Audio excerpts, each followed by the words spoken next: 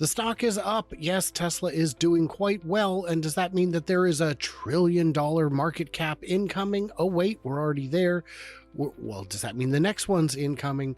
Well, that's why I've got my outgoing friend, Randy Kirk, to join me to discuss this and so much more, I guess, would be the correct amount. I'm Brian. Welcome to Futuraza.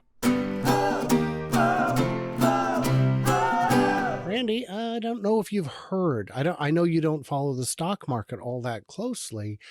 Tesla is up. Up. It is doing okay. We had a discussion on your show probably yesterday where you said you're not excited. I said, no, because stocks go up, stocks go down. I'm in it for the long haul. This has been a 40% run over the last 5 days. Not too shabby, but I'm not one to tap dance on the graves of my enemies.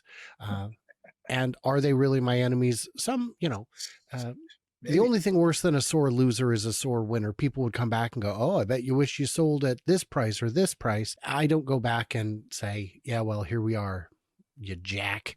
But I do still relish some of the posts by the shorts historian, the Tesla shorts historian, and James Stevenson, when they come back with receipts. Printing receipts on these absolute fools has become a full-time job, and we can zoom out some more. And when it does go down, it's like, oh boy, I bet you wish you sold at 356. Now it's down to 347.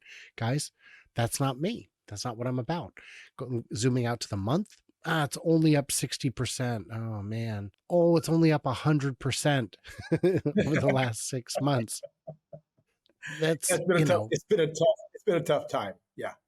It has been a tough time. And the good news is no one alive is dumb enough to short it, specifically Bill Gates.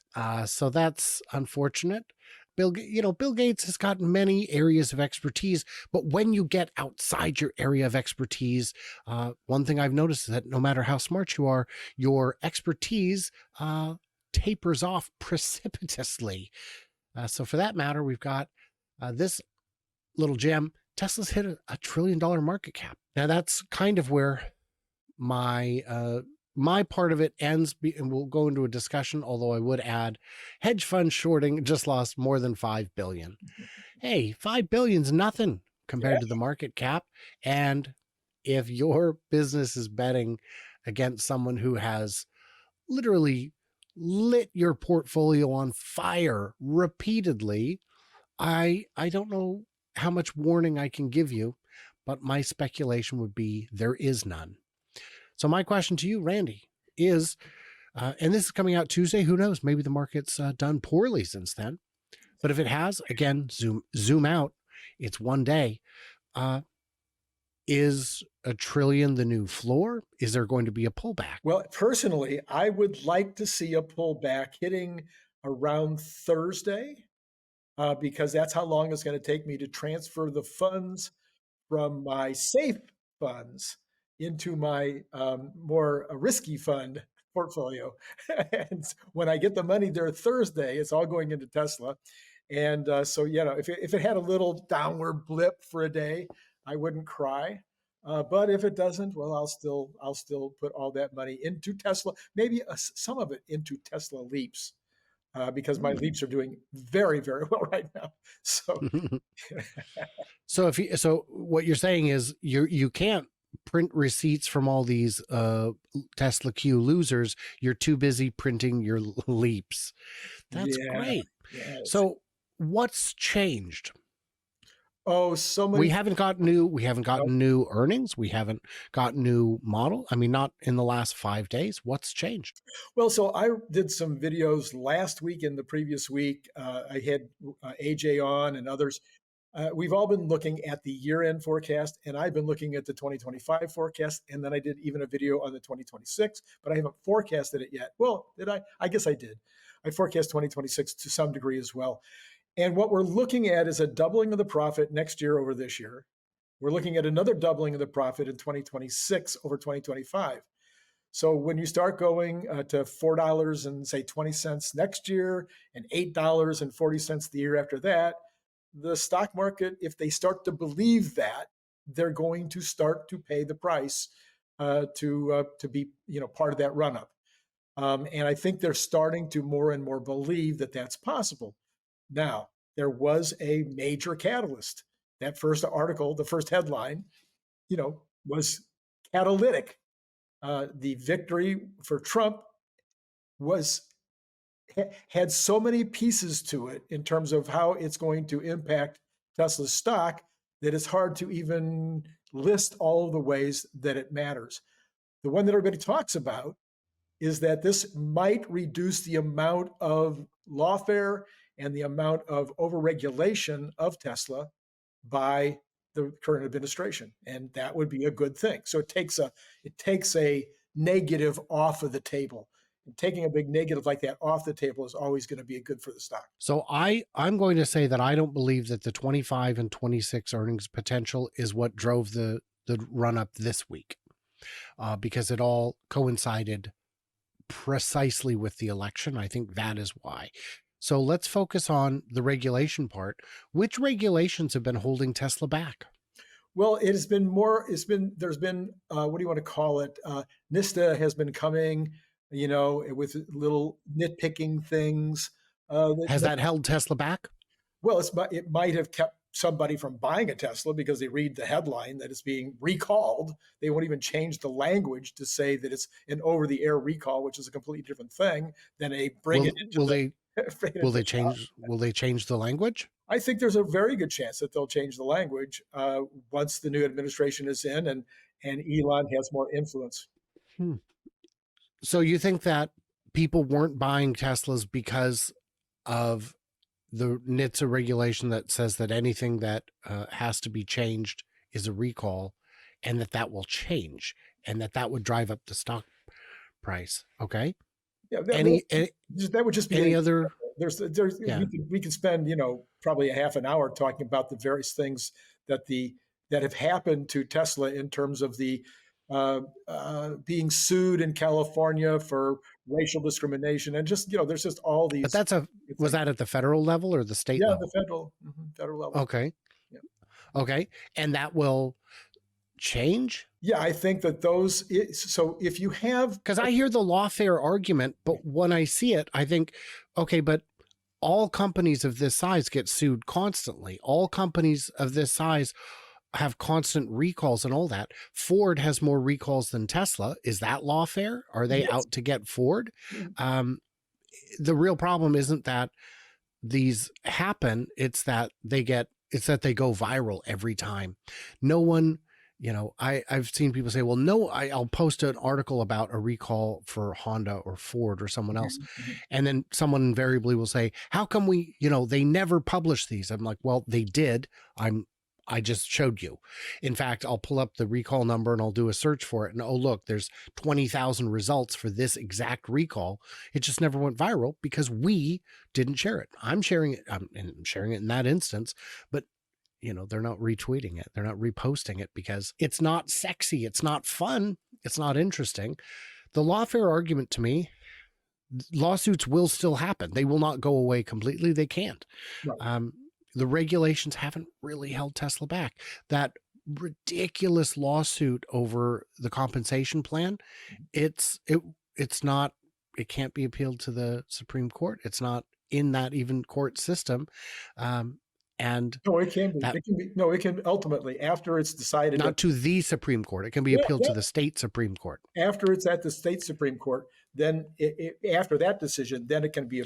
It's not exactly an appeal. It would be a lawsuit. Let's just say the U.S. Supreme Court can make a decision with regard to that state court decision based on the way that it is presented to the Supreme Court. That's clear.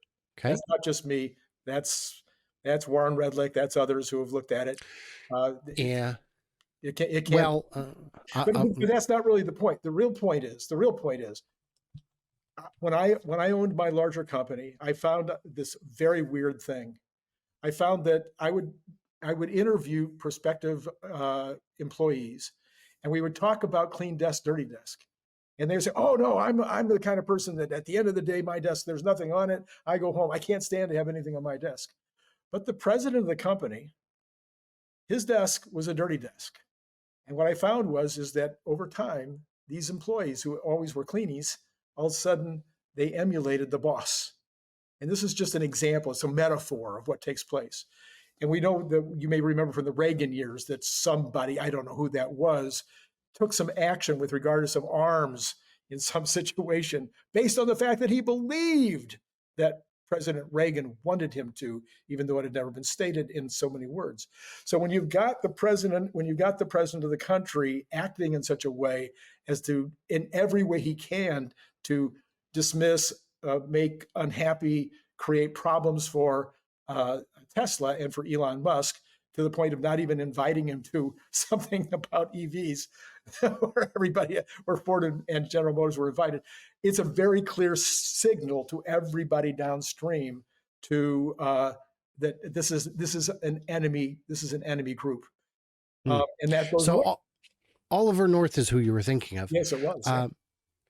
There's, the lawfare argument to me feels like whiny BS, and if there are big names in Tesla influence who really push that, but I would argue that some of them are entire dumbasses, like not just partial, but like real quality certified homegrown dumbasses, who will say anything if they think Daddy Elon might smile on them. And sometimes he does, so that's cool for them, I suppose.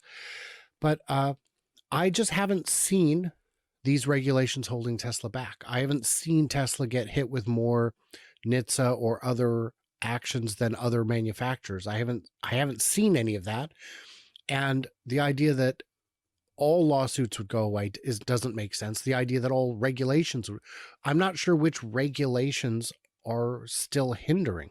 Now, of course, we have the upcoming potential for FSD requiring permission. The NHTSA rule says that there can only be 2,500 autonomous commercial vehicles in the US total, not per brand, not per year, total. Obviously, that's going to change. They already have the ability to write exception waivers, but the idea that Cruise and Waymo and Tesla and Zoox and all the others would somehow not have realized that is laughable.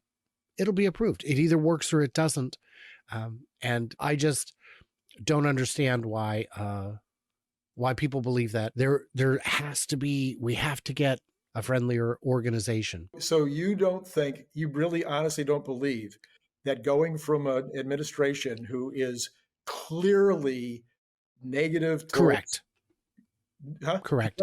Correct. Clearly Correct. negative. Do you think they're negative? I think the administration does not care for Elon Musk one bit. I think that's absolutely true. And that they're non-union. I think that's absolutely true. Yeah. So but it hasn't. If there's an opportunity within his organization to make the boss happy by in any way, shape, or form getting in the way of what Elon's doing, like for instance, you're assuming these are competent people capable of doing competent people things. It's the government, Randy.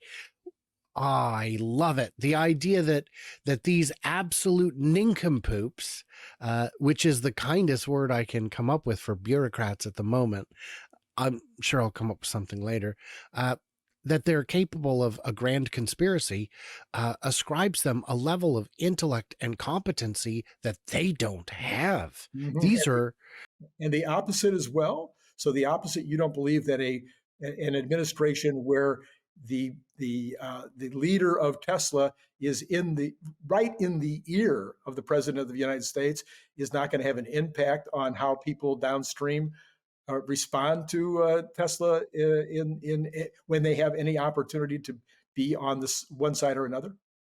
Again, it assumes a level of competence that's just not there. So it doesn't happen with pharmaceuticals. It doesn't happen with agriculture. No, it doesn't happen with. I don't know enough about pharmaceuticals and agriculture. Those are outside my area of expertise. But those industries have been captured for a very long time. The people who are saying, well, SpaceX gets, they were grounded over nothing. Look, SpaceX has gotten more FAA space waivers, launch waivers in the last 3 months than every other company combined for the last decade. if they really wanted to stick it to them, they could say, nope, there was a landing anomaly where you came down outside of your landing zone. By the letter of the regulation, you are grounded until the investigation is resolved. They didn't. They said, what happened?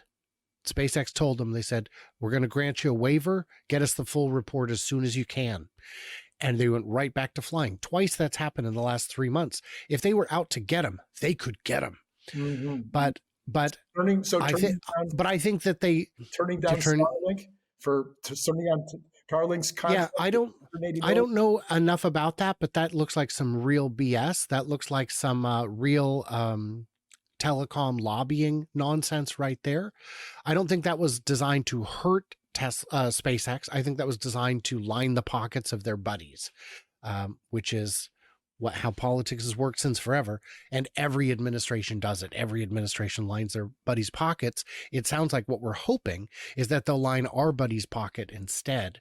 And I think SpaceX and Tesla are strong enough to win on their own without having to have someone put their thumb on the scale. Let me ask it this way. I'm ready. Do you believe that the perception by Wall Street, the perception by the folks that are making investment decisions out there, whether they're in funds or ETFs or whatever, the ones that are making the decisions of which stock to hold and how much stock to hold, do you believe that their perception is that if you have an administration that's negative versus an administration that's all in, that's going to make a difference in the way that Tesla is treated at the federal level? I think right there you've got a good point. Okay. I think that the Wall Street people know that corruption is so endemic that if their guy, that they should bet on the guy who's got the corrupt inside access. So that's a better point. Oh, you guys, in the comments, what do we miss? What do we misunderstand? How crazy is Randy and or me? And or, I said and or. Believe me, Randy, there will be hostile comments to me on this video. There will. And how will you feel about that? The same way I feel about daily stock movements. It's fine. Everybody else, like, subscribe, do what you do. Head on over to Randy Kirk's channel, see what he's up to over there. And everybody else, you know what you're doing. And I cannot wait to hear from you, clever robots, on the next one.